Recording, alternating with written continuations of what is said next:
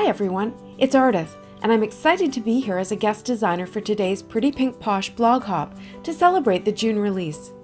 It's filled with fun stamps and dies, and my card today uses the script Congrats die that you get as a gift with a $60 order, as well as the Geranium set. I started by inlaying a sparkly gold Congrats die cut into a white panel cut with the stitched rectangle from Stitch Duo 2 dies. This will be my sentiment panel over a watercolored background of geraniums and leaves, which will form a frame. I'm using my Misty to position the stamps on my watercolor cardstock panel. You'll notice that I'm also stamping a flower in the center, and you're thinking, but she just said a frame of flowers. I'm going to stamp and watercolor this one in the center, cut it out, and use it on top of the sentiment panel. No one will ever know that there's a hole in the frame underneath. I ink up the stamps with Versamark. Completely forgot to prep the cardstock with my anti-static bag. I'm just keeping it real here. I positioned the stamps and paper so that I can just take out the center stamp, then turn the panel, stamp the other end without moving the stamps. I used Wow Bright White Opaque Embossing Powder.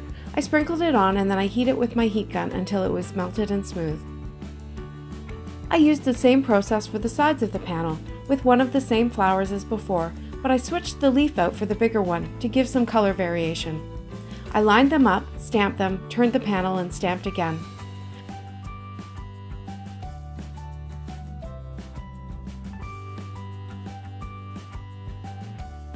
I gave good pressure to my stamping because I used the rougher side of the cardstock and I wanted to be sure I got a good impression.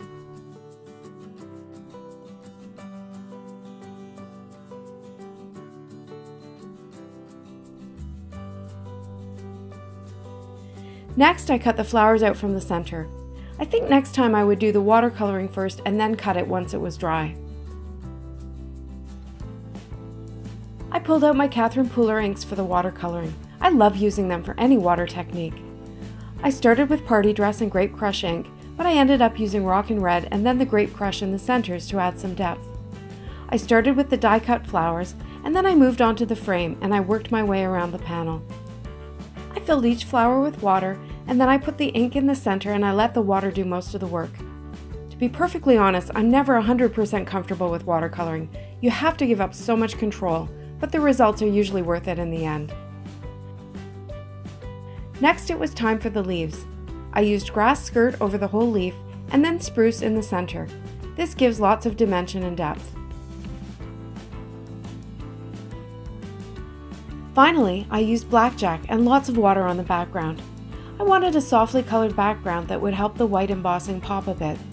This was the point where I was really questioning my whole approach, but I remembered that watercolor usually looks better once it's dry, and I just kept going. In the end, it was really pretty. The unevenness added an artistic look.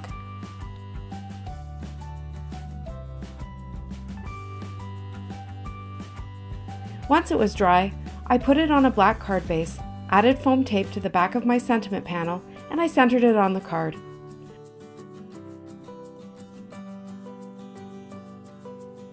I glued the extra flowers to the bottom corner of the popped-up sentiment where it blends into the flowers underneath it.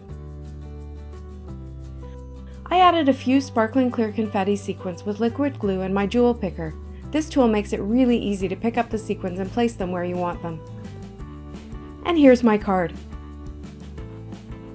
I hope you enjoyed the video. Thanks so much for watching. Have a great day.